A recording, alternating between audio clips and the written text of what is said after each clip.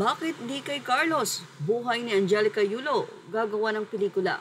Yan nga ngayon ang pinag-uusapan sa social media matapos nga ang naging revelasyon at pahayag ni OG Diaz ayon mismo sa source nito.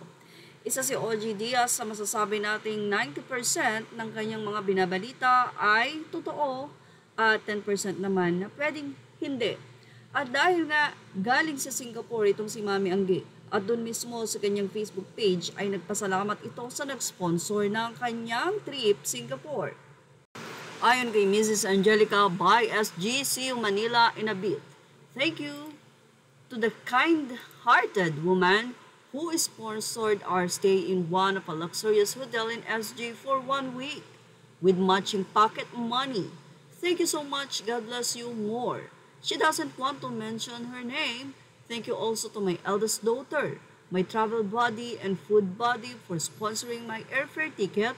Love you always.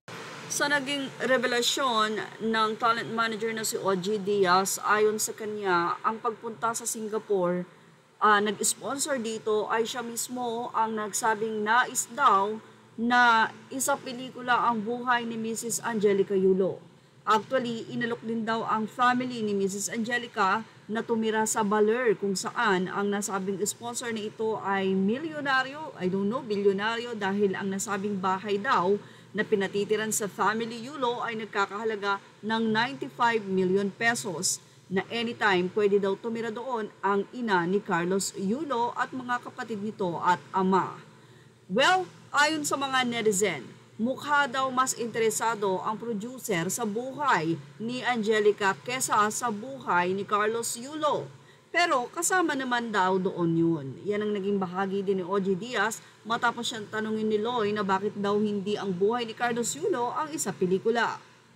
Since ito daw ang nakagintong medalya.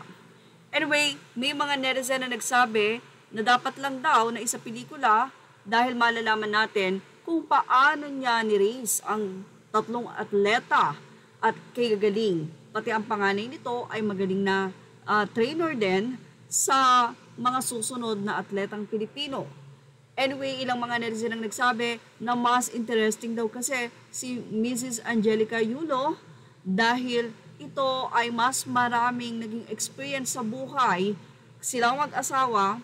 At kay Carlos daw kasi ano ba ang magiging end ng story nito dahil alam na ng mga tao ang pagiging suwail nga daw na anak.